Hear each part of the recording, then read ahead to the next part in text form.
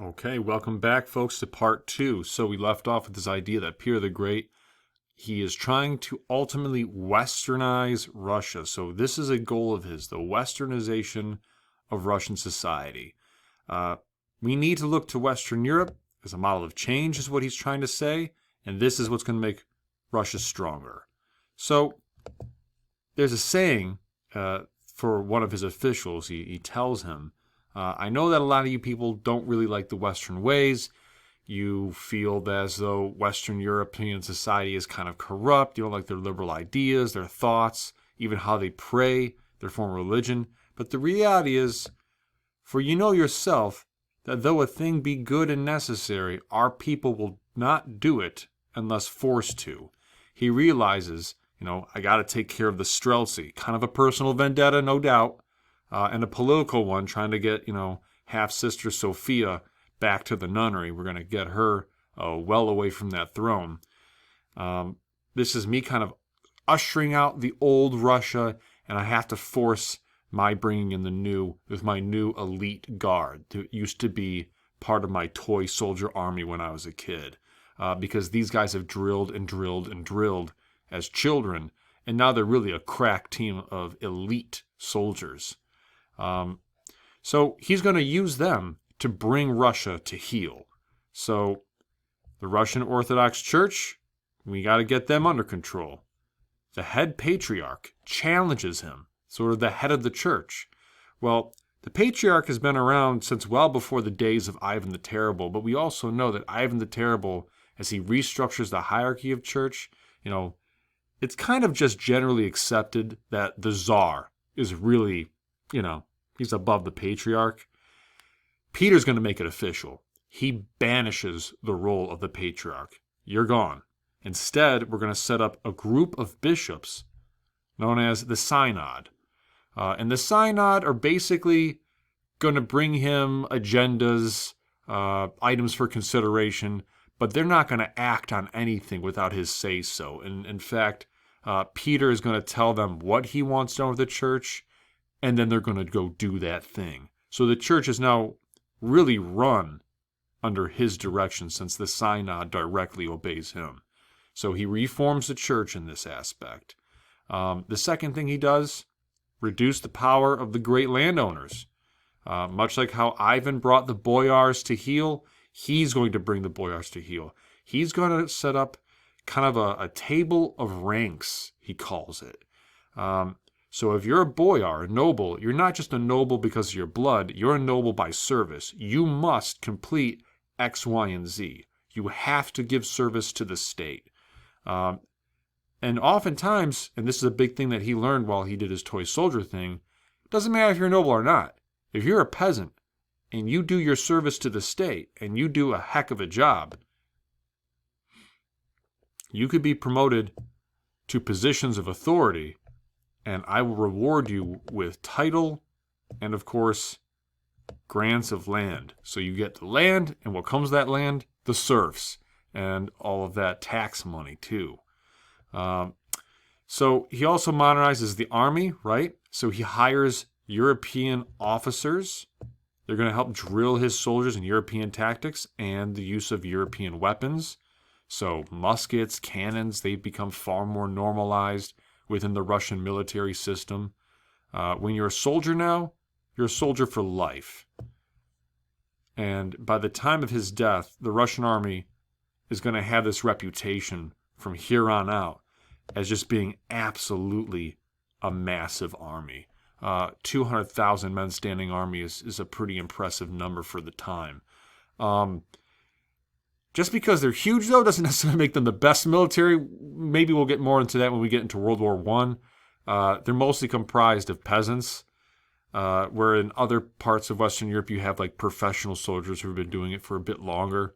And of course, to pay for this large standing army of more professional soldiers now, you have heavier taxes. How are you going to get this money? Where's it going to come from? Well, one of the biggest things he does is he's going to initiate a beard tax. He wants his Russian men to look more Western European. You know, if you look at Peter the Great, always kind of clean shaven, minus the mustache. The Russian Orthodox Church believes that a Russian man's beard is a sign of his wisdom and his power, and that he might not even be able to enter the gates of heaven without this guy right here. Peter doesn't agree with that. He also knows not to directly attack the church, so initially, he's going to go around and he invites some of the boyars and nobles, and he just straight up chops their beards off himself. It's seen as attack. It's seen as kind of petty and weird. It doesn't really do him any good. And the question becomes, are you going to do this to the synod? Are you going to do this to the bishops of your church? How about the priests? He's going to leave them alone for a while. It's pretty much just going to be aimed at the boyars and the peasants. So he says, you know what? Maybe I don't just chop their beards off because I want them to look more Western European. Here's what I'll do. And this is a way I can raise taxes and pay for my large standing army. A beard tax. You pay it, I'll give you this token, you wear this token, and it shows my officials that they don't have to chop your beard off because you haven't paid your tax. So if you pay this tax, you get this token, this little coin, you wear it on a medallion around your neck, we're all good. And so this is a way that he can get the nobility and the middle-class merchants to pay this tax to help support his large standing army. It's a pretty brilliant move, actually. So, other ways he tries to westernize Russia, well, that potato, God, everybody loves that potato, makes its way into Western Europe via the Columbian Exchange, and then with trade, the potato is going to be introduced to Russia and quickly becomes a staple of the Russian diet. The potato can withstand the hardy winter weather of Russia. So it's going to become a huge, huge staple of their diet. Newspaper. He's going to edit the first issue himself, spreading ideas of Western European culture and society. He wants to raise the status of women by having them attend social gatherings. This is going to eventually lead to more pronounced forms of education for women. That's mostly going to be done under Catherine the Great, though. He's going to order the nobles to give up their traditional garb, the kaftan. So they're not going to look like Mongols as much. Now they're going to look like Western Europeans. And he's going to advance education by opening up schools of navigation, his real passion, and introducing schools of the arts and sciences. In fact, if you're a noble, where it used to be under pain of death, where you were forbidden from going to foreign lands and studying foreign subjects, now he demands that the sons of the nobility, they have to go to Western Europe. You must get an education outside of Russia.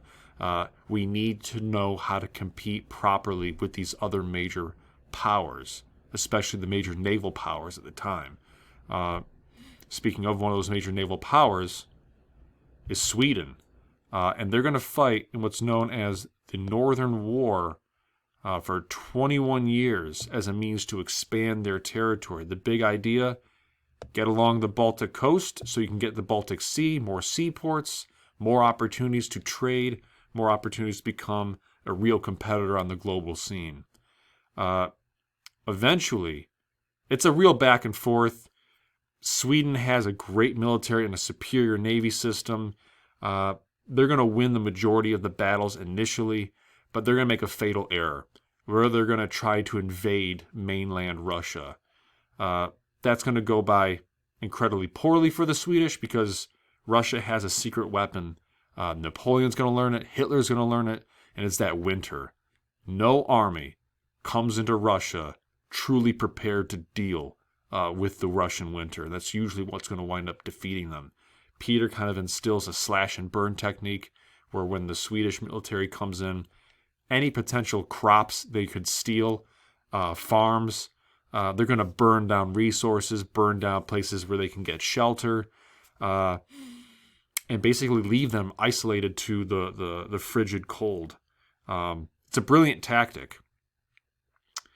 But as a result of this, They're going to finally win what they call the window on Europe, sometimes known as the window to Europe, the Baltic coast.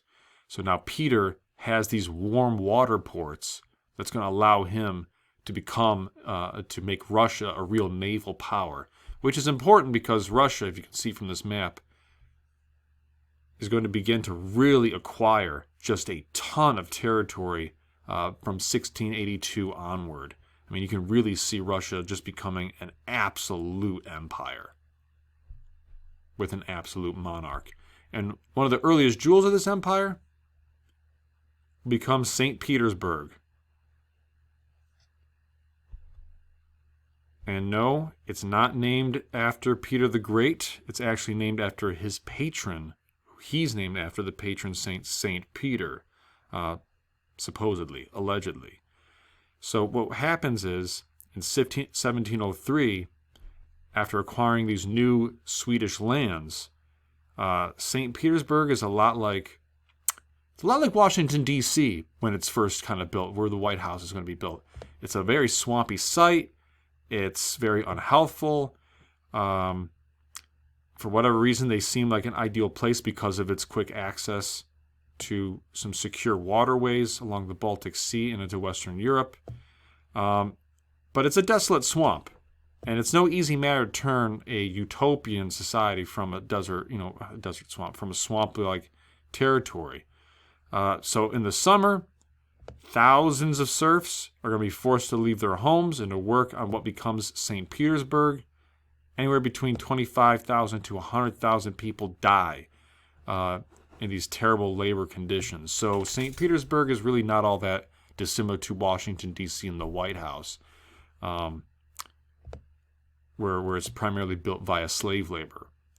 But now St. Peter has this new capital, and St. Petersburg is going to become a very busy port, and it basically becomes the de facto capital of Russia.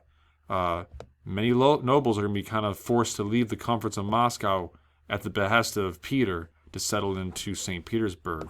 And it really becomes like the Venice of northern Europe. It's the Venice of Russia. It's accepted as just being an absolutely stunning city. Truly great sight there. So Peter is going to really westernize and reform the government of Russia, but that's not without its costs. You see, he was a man of the world, Peter the Great, and as such, he had many wives and a few mistresses, much like Ivan the Terrible, and his first wife, who he was kind of forced into that marriage by his mother, gave birth to their eldest son, Alexis. And Alexis took after his mother. He was very conservative. He believed in the Christian Orthodox Church. He was not very liberal-minded. He didn't really adhere to Western European policies or culture or ideas. He was considered to be kind of lazy, not really a man of action. He wasn't a man of the sea like his father was. They were very different. They didn't really get along. And he kind of resented his father because he would always go on these massive, the Grand Embassy. He would always go on these massive Western European trips, and he was a very absent father. And so the day came where his father basically challenged him, and it says, listen, you're going to kind of accept my Western ways in this new path Russia's going to be on, or I'm going to forbid you from being monarch. You're not going to be an absolute monarch. You're not going to be czar on the throne. Alexis says, hey, fine by me. Doesn't even put up a fight, which actually angers his father. So he says, okay, I'm going to force you to become a monk, or you're either going to become czar, or I'm going to force you to become a monk. Well, he kind of runs away. Then he is going to manage to convince him to come back, or else be branded as a traitor. Well, he'll come back to Russia, but he's going to be branded as a traitor anyway, and his father is going to have him tortured to death and killed. And this is a big shame, if you will, attached to his name. And it's also in yet another way that Peter the Great is very similar to Ivan the Terrible, in that they both have killed their eldest son to carve out their idea of what Russia should be. That'll do it for us. on part 2 of Peter the Great from Master's Class. See you next time.